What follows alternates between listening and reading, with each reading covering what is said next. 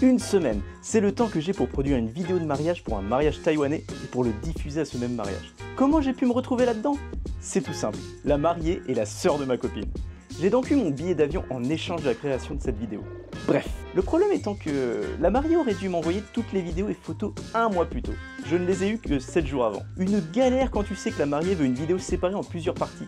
La première partie étant une introduction au mariage du couple, la deuxième partie, la recréation d'un échange sur Line, le WhatsApp asiatique, où ses amis lui présentent son futur mari. Cette partie, vous le verrez, c'est la pire. Ensuite vient la première rencontre, un deuxième chat pour un second rendez-vous, et croyez-moi, ça fait beaucoup de messages à essayer de rendre intéressant. Puis, il faut assembler un ensemble de photos de voyage à travers Taïwan, où le couple a pris des photos d'eux en train de manger, mais pas forcément en train de visiter. Compliqué. Puis car oui, ce n'est pas fini, il faut faire une partie célébration des 2 ans en couple, puis la fameuse préparation au mariage. On commence donc par s'y atteler aussi vite que possible avec ma copine car elle connaît mieux les goûts de sa sœur, et puis aussi pour m'aider avec le chinois traditionnel qui n'est clairement pas mon fort. Je comprends assez vite que pour aller plus vite, il va falloir séparer le travail en parties, comme dit précédemment, et se concentrer d'abord sur les parties les plus rapides à faire. On filtre déjà l'ensemble des photos et vidéos qui sont dans un drive bordélique au possible, un vrai cauchemar. Il faut aussi qu'on réfléchisse à comment s'y prendre pour rendre tout ce bordel intéressant à regarder. Si j'avais le temps, j'aurais présenté un storyboard soigné et on aurait échangé avec la mariée sur ce qui convient ou ce qui ne convient pas, mais on n'a pas le temps. Je vais donc sur Envato Elements, une plateforme géniale que j'utilise pour mon travail, mais aussi pour cette chaîne pour avoir des assets vidéo, audio, des graphiques, et ce qui nous intéresse aujourd'hui, des presets de montage vidéo. La seule partie que je vais devoir monter de zéro est la double partie de chat, et bordel le nombre de messages qui se sont envoyés. J'ai malheureusement pas trouvé de meilleure solution que de découper les messages du screenshot un par un, et il va falloir également les animer plus tard. Génial. Vous vous en doutez, je ne pouvais pas passer tout mon temps sur ce projet, j'ai skippé la vidéo YouTube de la semaine, désolé, et les streams Twitch, mais le travail, impossible à skipper. J'ai donc passé mon temps libre de la semaine sur cette magnifique vidéo de mariage. Mais soudain, en plein milieu de la semaine, on m'annonce qu'il faudrait une deuxième vidéo, une vidéo d'intro du dîner de mariage indiquant l'heure du début de repas. Le temps passe, on est vendredi matin, il est temps de partir pour Taichung, la deuxième ville de Taïwan après Taipei.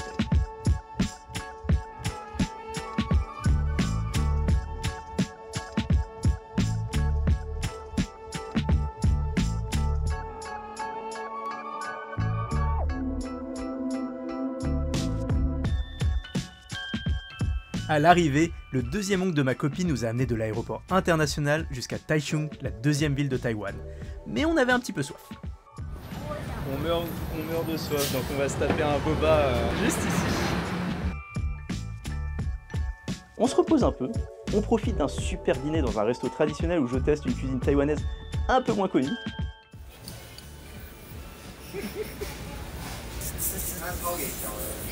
Plutôt sympa. On arrive tard chez la mère de ma copine et c'est parti. Enfin arrivé à la maison, je vous avoue qu'on est un peu fatigué, mais avant de se relancer dans cette magnifique vidéo qui est celle du mariage de Cococa, on est allé s'acheter le fameux chicken taïwanais, pardon, j'allais dire japonais, qui est fatissime. Regardez-moi ça. Regardez-moi ce monstre. Ça c'est du poulet OGM de qualité. Et je vous jure, il est incroyablement bon. On s'attelle à finir un max de parties et je me retrouve à faire une nuit quasi blanche pour avancer un max.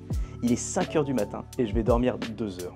Oui, 2 heures. Car avec belle maman, la mariée, le beau-frère et bien sûr ma copine, on doit préparer les festivités dans la maison familiale car il y aura une cérémonie le lendemain à cet endroit. Je suis déjà au bout de ma vie et je suis loin d'avoir fini. 8h15. 8h15 du matin. Après ça, vers 11 h, on part dormir à la maison. Non, je plaisante. On doit d'abord inspecter l'hôtel où va se passer le dîner de mariage le jour d'après, puis on est invité à un repas familial dans un hôtel luxueux. Ah, qu'on se comprenne, c'est très chouette, la nourriture était de qualité, et à volonté en plus. Mais c'est dur de profiter quand tu sais que tu as fini genre 20-30% de la vidéo et que tu n'as quasi pas dormi. Aïe aïe aïe, on a bien bouffé maintenant, temps de prendre la voiture. Bye bye. Temps de prendre la voiture, un petit café. Et on est reparti pour cette vidéo de l'enfer.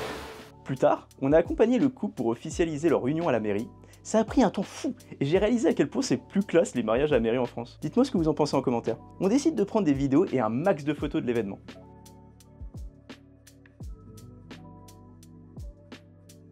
Après la session photo improvisée, on part avec la mariée chercher sa robe. Sa robe de mariée, c'est bien tissu. J'en ai profité pour faire une sieste courte dans la voiture et étrangement, ça m'a pas mal aidé. Céleste. On rentre et avec ma copine on décide de faire un break. Swag. Le seul break de tout ce voyage. On embarque sur le légendaire scooter de ma copine et on passe quelques heures ensemble dans le quartier expat de Taichung.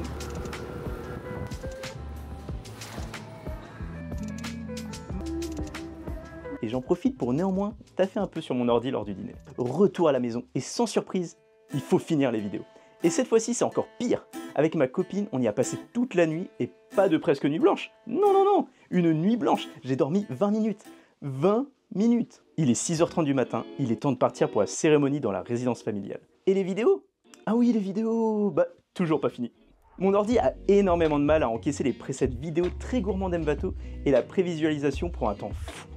J'ai pas dormi de la nuit, ça fait plusieurs jours que je dors très mal. Mais au moins on a été assez cool pour me laisser une petite chambre. Pour me reposer 1 heure ou 2 avant de finir la vidéo une fois pour toutes. Je profite que la famille règle les derniers préparatifs de la cérémonie traditionnelle pour avancer dans les vidéos. Pour rappel, elles doivent être terminées pour 17h au plus tard, histoire de les donner aux techniciens de l'hôtel où aura lieu le dîner. La première cérémonie commence et le couple est magnifique. Ah ouais, faut le dire, incroyable. Puis dans la plus pure tradition taïwanaise, on doit ensuite aller à la maison familiale du côté du mari. Maison qui se trouve un peu plus d'1 heure de la ville. Let's go. Peut-être essayer de dormir mal. Fatigué. Et j'en profite pour continuer de travailler sur les vidéos et j'arrive à finir la vidéo la plus courte pour l'intro pendant le trajet. Bientôt fini.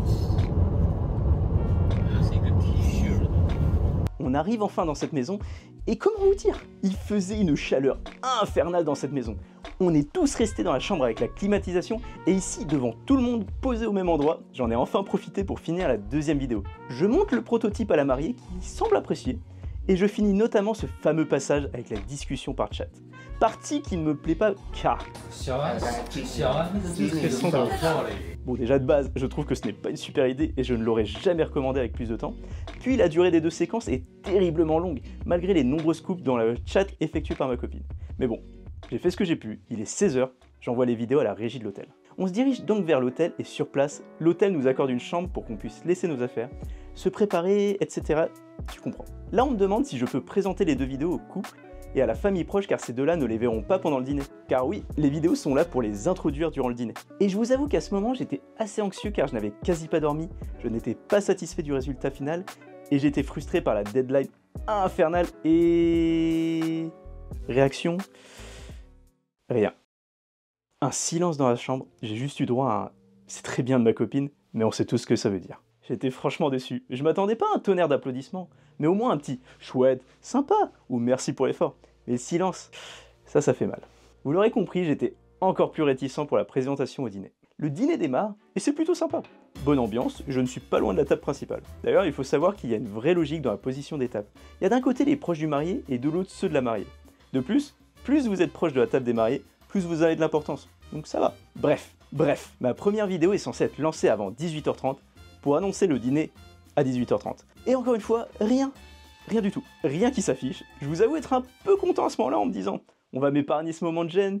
Malheureusement à 18h45, surprise, ma vidéo d'intro se lance et annonce le repas à 18h30, soit 15 minutes plus tôt. Ah, génial. Et on va vous avouer, ma copine et moi, on soupçonne que la régie n'a juste pas regardé les vidéos avant de les diffuser. Ah bravo, merci. Le dîner continue, on mange, on rigole, puis les lumières s'éteignent et le moment tant redouté démarre. La diffusion de la vidéo principale. Alors là, je vous le dis, déjà avec la première impression, c'était pas ouf, et j'étais sincèrement pas à l'aise et j'espérais entendre des rires sur certaines parties humoristiques du chat ou même des vidéos de voyage. Mais la première chose que j'ai entendue, c'est mon voisin de table, un oncle de ma copine, ronchonner et clairement pester sur la vidéo. Merci monsieur, ça m'a mis bien comme il faut. Mais bon, les gens rigolent à certaines blagues, mais je sens bien que la longueur de la partie de chat fait un petit peu chier tout le monde. La partie voyage passe quand même un peu mieux, heureusement, puis les dernières parties passent avec un petit peu plus d'indifférence. En même temps, avec du recul, la vidéo fait plus de 5 minutes, c'est super long pour des diapos photos. Surtout que la partie voyage, comme dit au tout début, c'est un peu toujours la même chose. Le couple en train de bouffer dans des restos, il y avait même des photos de voyage prises dans un parking. Un parking! Non mais au secours! Cette partie, j'ai donc essayé de la rendre plus fluide et droite au but. Puis clairement sur les dernières parties, les gens étaient plus focus sur leur bouffe que sur la vidéo, un peu cliché de mariage. La vidéo se termine, je respire car ce cauchemar est enfin fini, et le couple fait son apparition avec une danse intéressante on va dire.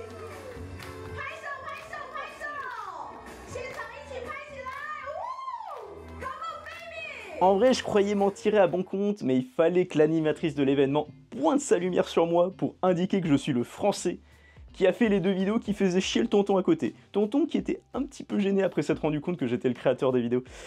J'étais gêné également, vous inquiétez pas monsieur, mais moi c'est toute la salle qui me gênait. Vous en faites pas. En tout cas, merci beaucoup madame, je vous déteste à tout jamais. Le reste de la soirée, c'était vraiment fun.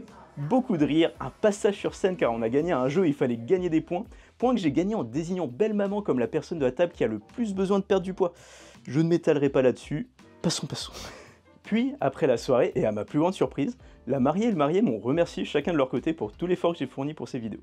J'ai même reçu un peu d'argent du mari, sympa. En vrai, avec du recul, je peux vous dire que je suis toujours déçu de ces 2 vidéos, mais que je suis quand même heureux qu'elle ait plu à la principale intéressée, la mariée.